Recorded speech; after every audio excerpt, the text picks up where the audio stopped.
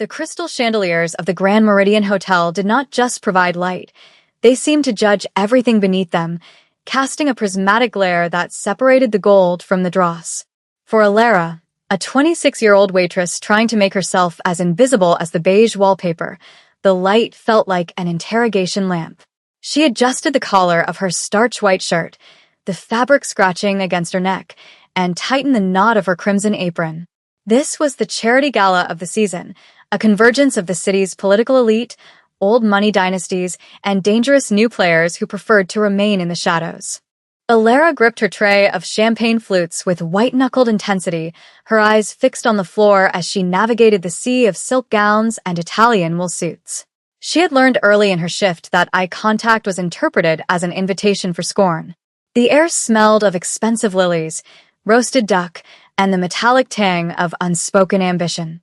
Somewhere in the upper mezzanine, overlooking the shark tank of the ballroom, rumors were circulating about a ghost. They whispered the name Kong Dae with a mixture of reverence and nausea. He was a mythic figure in the underworld, a man who had consolidated the fractured syndicates of the Eastern District into a singular, silent empire. The stories said he had no heart, only a ledger of debts and a graveyard of those who failed to pay them.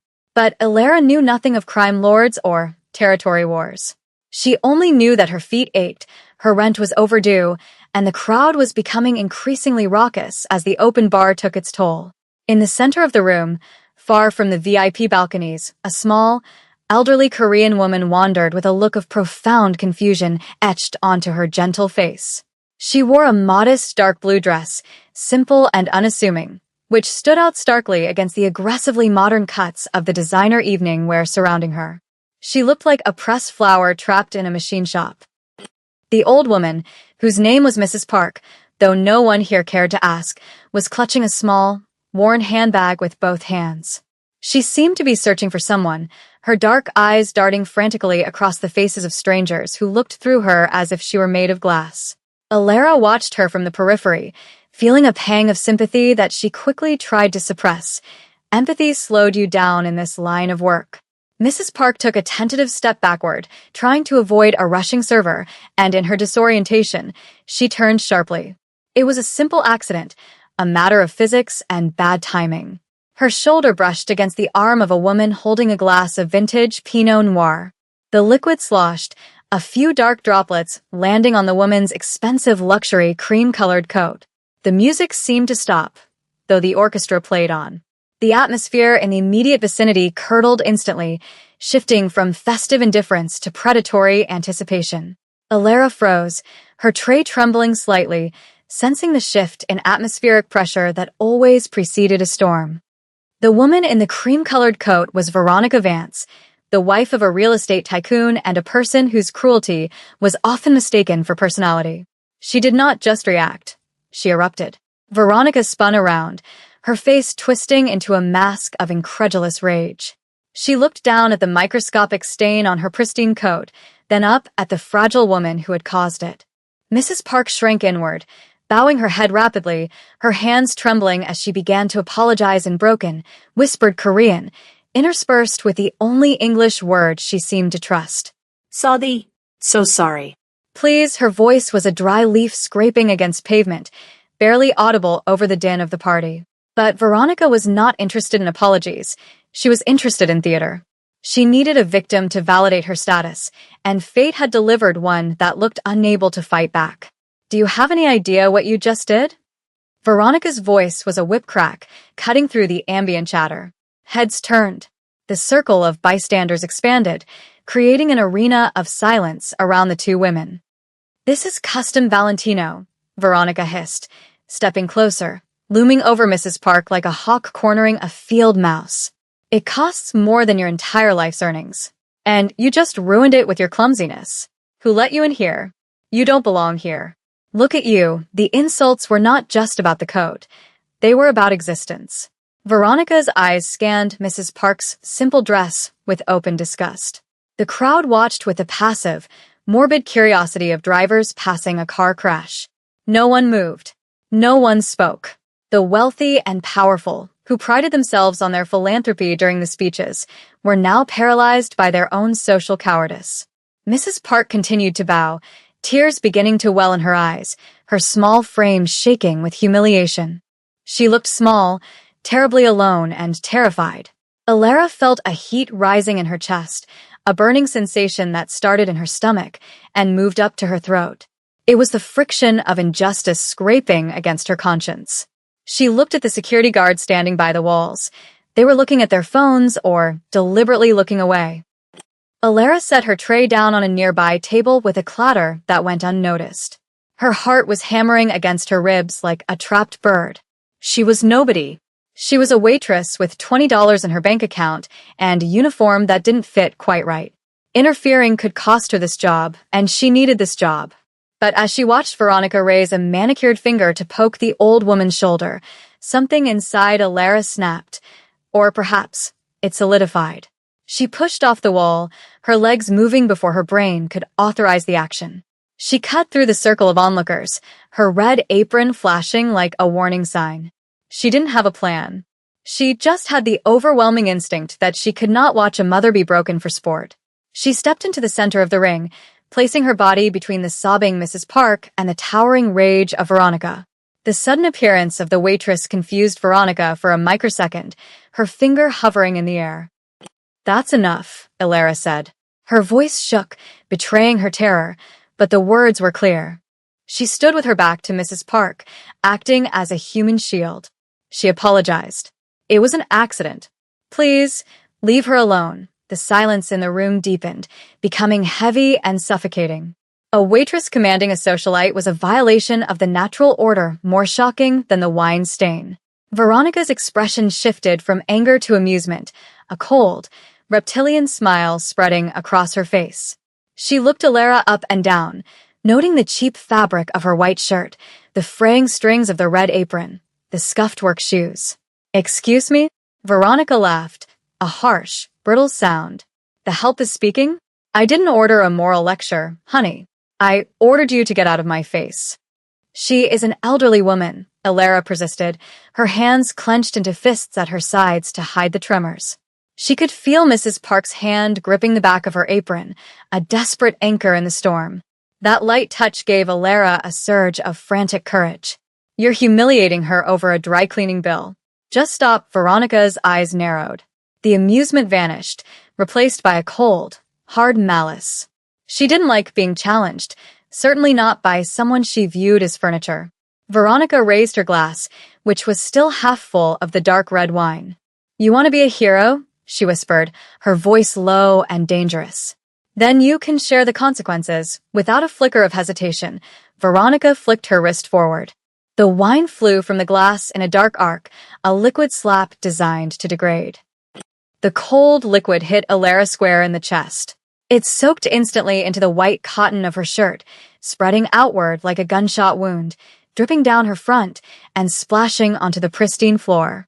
The shock of the temperature and the wetness made Alara gasp, but she didn't step aside.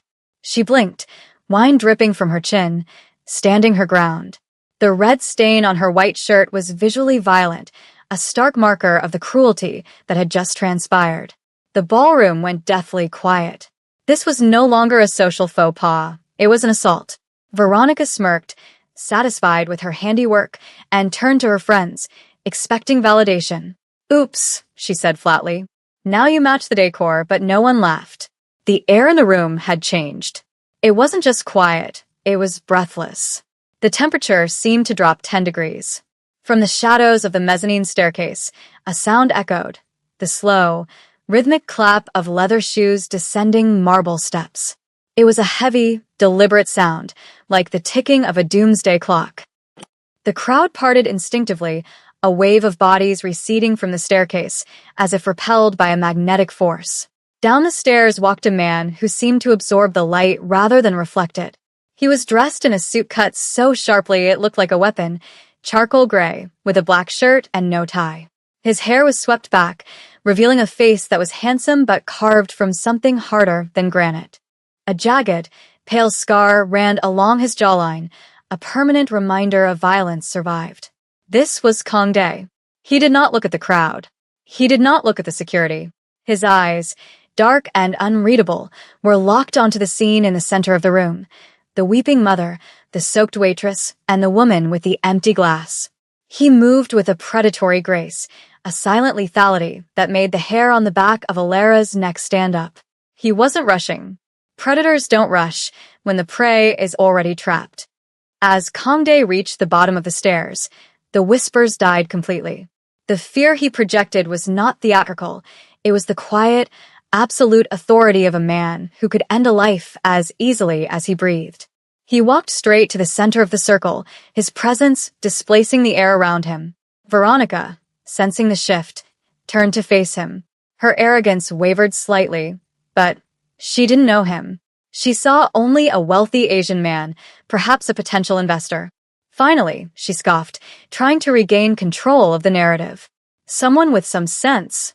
Can you believe the incompetence of the staff here? This girl just... Kangdae walked past her as if she did not exist. He didn't even blink. The dismissal was absolute. He stopped in front of Mrs. Park, his stony expression cracking for a fraction of a second into something agonizingly tender. "Alma," he said softly, a word that sounded like a prayer in the silence. He reached out, his large, scarred hands cupping his mother's face, wiping away a tear with a thumb that had pulled triggers. Mrs. Park looked up, her weeping slowing as she recognized her son. She leaned into his touch, murmuring his name, pointing a trembling finger at Alara, then at Veronica, trying to explain. Kangdae nodded slowly, hushing her. "I know," he whispered. "I saw." He then turned his gaze to Alara. Up close, his energy was overwhelming, a mix of high-voltage danger and strange, intense focus. He looked at the wine soaking her shirt, the way it clung to her skin, the humiliation she was wearing like a badge of honor because she had chosen to protect his blood. He looked at her eyes, which were wide with fear but still held a spark of defiance. For a long moment, the Mafia boss and the waitress just looked at each other, the chaotic world around them fading into a blur. Kangdae removed his suit jacket. The movement was fluid and controlled. The silk lining shimmered under the chandeliers. With a gentleness that contradicted every rumor about him, he draped the jacket over Alara's shoulders, covering the wine stain, enveloping her in his warmth and the scent of sandalwood and gun oil. It was a claiming, a protective seal. He adjusted the collar so it wouldn't slip, his knuckles grazing her neck, causing her to shiver. "You are cold," he stated, his voice a deep baritone that vibrated in her chest. It wasn't a question. He then pulled a pristine white handkerchief from his pocket and pressed it into her hand. "For your face," he murmured.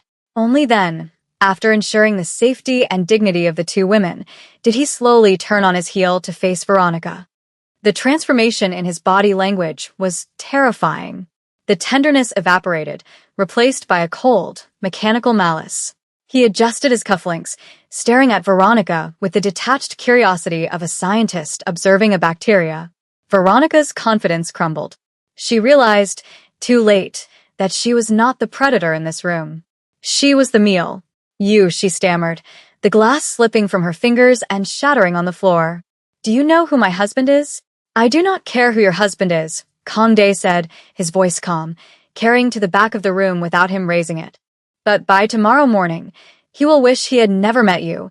He took a single step forward, invading her personal space, forcing her to step back onto the broken glass of her own making. "You spilled wine on two things tonight," he continued, his eyes dead and flat. "My mother, and the only person in this room with a soul." He gestured slightly to Alara. "That jacket is worth more than your life. If another drop of wine touches her, or my mother," he let the sentence hang, an open loop of violence that was far more terrifying than a specific threat.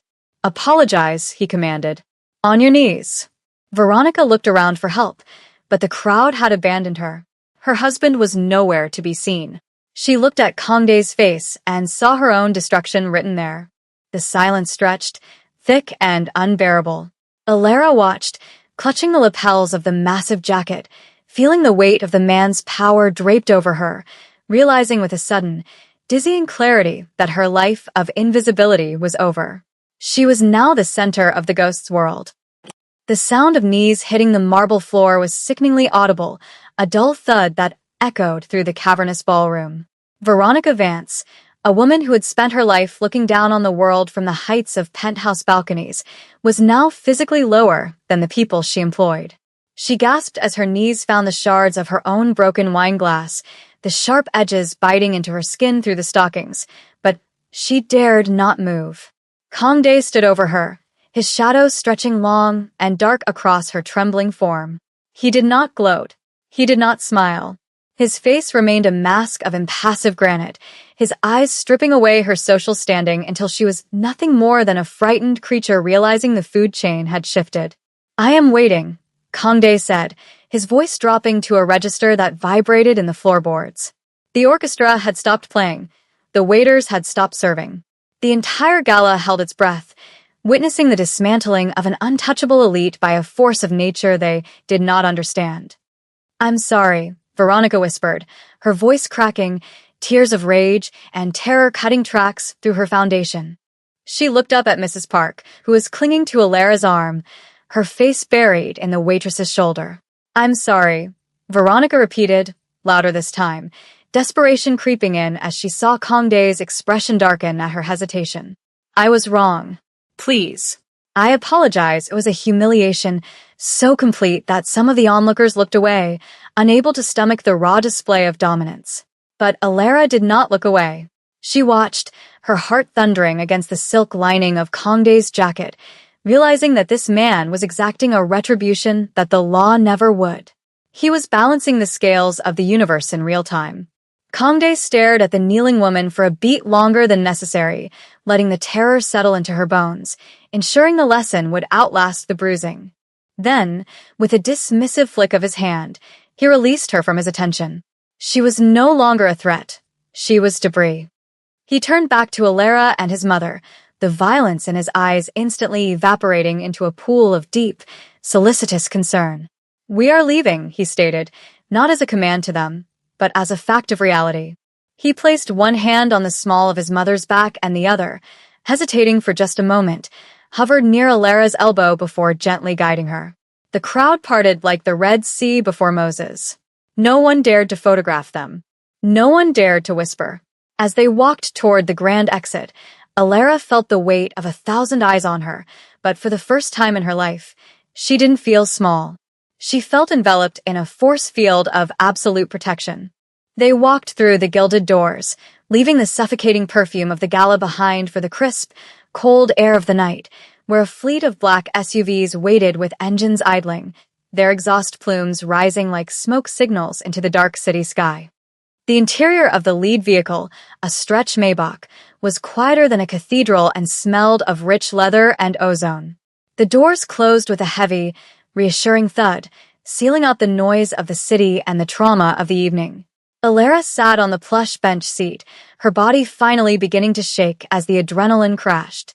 Mrs. Park sat beside her, still holding Alara's hand in a vice grip, refusing to let go of the girl who had saved her. Kangdae sat opposite them, pouring a glass of water from a crystal decanter. His movements were precise, almost ritualistic. He handed the glass to Alara, his fingers brushing against hers. The contact sent a jolt of electricity through her that had nothing to do with fear. "Drink," he said softly. "The shock comes later. You need to be hydrated." Alara took the glass, her teeth chattering against the rim. The water was cold and clean, washing away the metallic taste of fear in her mouth. "Thank you," she whispered, the words feeling inadequate against the magnitude of what had just happened. She looked down at the jacket still draped over her shoulders. It was heavy, warm, and smelled intoxicatingly of him. I should give this back." She moved to slide the jacket off, but Mrs. Park made a sharp, protesting noise, shaking her head rapidly. The old woman spoke in rapid-fire Korean to her son, gesturing emphatically at Alara's stained shirt and then at her own heart. Kangdae listened, his hard features softening as he looked from his mother to the waitress. A faint, almost imperceptible smile touched the corners of his mouth, a crack in the armor. "My mother says you are not to remove it," Kangdae translated, his eyes locking onto Alara's. "She says it is the mantle of a queen, and you have earned it. She also asks why a girl with trembling hands has the heart of a lion." Alara blushed, the heat rising to her cheeks. I didn't think, she admitted, looking down at her scuffed work shoes sinking into the thick carpet of the car. I saw her face. My grandmother used to look like that when people were unkind. I couldn't watch it happen again. The admission hung in the air, raw and honest. Kangdae leaned forward, resting his elbows on his knees, closing the physical distance between them. The intimacy of the space was overwhelming. Most people look away, he said, his voice low and raspy. In my world, everyone looks away. They see suffering and they calculate the cost of intervention. You saw suffering and you paid the cost without asking the price. He reached out, his hand hovering near her face again, as if he wanted to touch her but was restraining himself. You have no idea what you have done tonight, Alara. You did not just save an old woman from embarrassment. You saved me from burning that building to the ground. The car ride continued in a comfortable, heavy silence, the city lights blurring past the tinted windows like streaks of neon paint. But the peace was a facade. As the convoy moved into the industrial district, heading toward the private estate where Kangdae's empire was headquartered, the atmosphere shifted. Kangdae's phone buzzed, a single, short vibration. He glanced at the screen, and the warmth vanished from his eyes instantly, replaced by the cold, calculating look of a general under siege. He tapped the partition window, signaling the driver. Change route, he commanded, his voice clipping the air. Blue protocol. We have a tail. Alara felt the car accelerate, the engine growling deep in its throat. Mrs. Park whimpered, sensing the change, and Alara instinctively put her arm around the old woman, reversing their roles of protector and protected. What is happening? Alara asked, her voice rising in panic as the car swerved sharply around a corner. Kangdae did not answer immediately. He was reaching under his seat, pulling out a sleek, matte black firearm. He checked the chamber with a mechanical efficiency that was terrifying to watch. Veronica's husband is a foolish man, Kangdae said calmly, as if discussing the weather. He has sent men to intercept us. He believes humiliation can be washed away with violence. He looked at Alara, his eyes fierce and blazing. Get down. On the floor. Cover my mother. The command was absolute. Alara didn't hesitate. She slid off the leather seat, pulling Mrs. Park down with her into the footwell, curling her body over the old woman just as the rear window shattered. The sound was deafening, a high-pitched crack followed by the cascade of safety glass.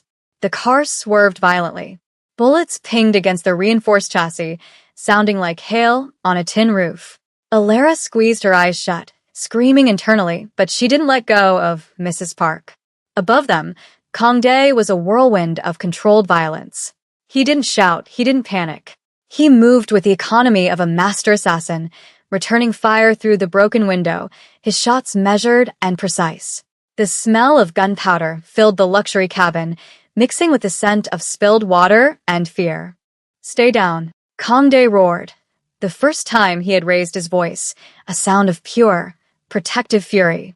The car spun 180 degrees, the tires screeching in protest, as the driver executed a tactical maneuver. Alara felt the G-force pinning her against the carpet, her world reduced to the smell of dust and the sound of gunfire. Suddenly, it was over. The car lurched to a halt. Silence rushed back in, ringing in Alara's ears. She was trembling so hard her teeth rattled. She felt a hand on her shoulder, heavy, firm, grounding. She looked up to see Kangdae leaning over the seat, his gun lowered but still in hand. There was a cut on his cheek, a thin line of red against the pale skin, but his eyes were frantically scanning her. Are you hurt? He demanded, his voice breathless. Alara. Look at me. Are you hurt? She shook her head, unable to speak, checking Mrs. Park, who was weeping silently but unharmed. Kangdae let out a breath that sounded like a shudder. He reached down and hauled Alara up with one arm, pulling her into his chest. He buried his face in her hair, holding her so tight it almost hurt. For a moment, the Mafia boss was gone, and there was just a man who had almost lost the only light he had found in years. I have them, he whispered into her hair, a vow of vengeance and protection. I have you. They will never touch you again. The safe house was less of a house and more of a fortress disguised as a brutalist architectural masterpiece carved into the side of a cliff overlooking the ocean. The walls were raw concrete, the windows bulletproof glass, the art on the walls priceless and disturbing. Kangdae had carried his mother to her quarters and then returned to the main atrium where Alara stood, still wearing his ruined jacket, staring out at the crashing waves below. She looked like a ghost in the vast, sterile space. The events of the night were catching up to her, the adrenaline fading into a deep, bone-weary exhaustion. She heard his footsteps approach, softer now, stripped of the urgency of the gunfight.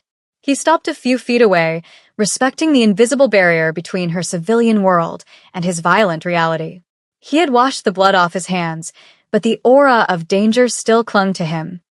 "You should go," Kangdae said, his voice hollow. He didn't look at her. He looked at the reflection of the room in the dark glass. "I can have a car take you anywhere. Another city. Another country. I will set you up with enough money that you never have to wear an apron again." He turned to face her, his expression pained. "You saw what my life is tonight. It is not galas and champagne. It is broken glass and bullets. You are too bright for this darkness, Alara. Go before I destroy you." It was a noble offer, a rejection born of love. He was giving her the exit ramp. He expected her to run. Anyone sane would run. Alara turned from the window. She looked at the man who had terrified a room full of elites, who had shot back at assassins without blinking, but who was now looking at her with the terrified vulnerability of a boy. She saw the loneliness that lived in the marrow of his bones. She thought of the way he had held his mother. She thought of the jacket around her shoulders. She stepped forward, crossing the distance he had put between them. "No," she said simply. Kangdae blinked, confused. "No," he repeated. "Did you not hear me? I am a monster, Alara. I have blood on my hands that will never wash off." "I saw a son who loves his mother," Alara countered, her voice gaining strength. She reached out and took his hand, the hand that had held the gun. It was cold and rough. She sandwiched it between hers, warming it. "And I saw a man who put his body between me and a bullet. I've been invisible my whole life, Kangdae. People look right through me." But you saw me. You really saw me." She looked up into his dark eyes. "I'm not afraid of the dark. I've lived in it for a long time. Maybe you just need someone to hold the light." Kangdae stared at her, his defenses crumbling brick by brick. He raised his free hand to cup her jaw, his thumb tracing her cheekbone. "If you stay," he warned, his voice a low rumble, "there is no going back. You become mine. And I do not share what is mine." "I know," Alara whispered, leaning into his touch. "I'm not going anywhere." 3 months later, the Grand Meridian Hotel was hosting another gala. The guest list was similar, though one notable absence was Veronica Vance, whose husband had suffered a catastrophic financial collapse and fled the country under mysterious circumstances. The atmosphere was tense, the chatter subdued. The doors opened, and the room fell silent. Kangdae entered, looking as formidable as ever in a black tuxedo. But this time, he was not walking alone, nor was he walking ahead. On his arm was Alara. She was no longer the invisible waitress in the white shirt.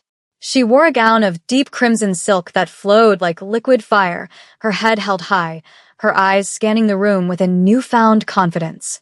She didn't look arrogant. She looked regal. They moved through the crowd, not as predator and prey, but as a king and his queen. Mrs. Park walked beside them, beaming, linking arms with Alara, clearly having adopted the girl as a second daughter. Waiters passed by with trays of champagne, and Alara caught the eye of a young, terrified girl struggling with a heavy load. Alara stopped, gently touching Kangdae's arm. He paused instantly, following her gaze. Alara smiled at the waitress, a smile of solidarity and promise, and gave a small nod. The waitress straightened up, finding courage in the gesture. Kangdae watched this interaction, a look of profound pride softening his sharp features. He pulled Alara closer, kissing her temple in front of the entire city's elite. The message was clear. The ghost had a heart, and she was wearing red. The shy girl had not just intervened. She had conquered.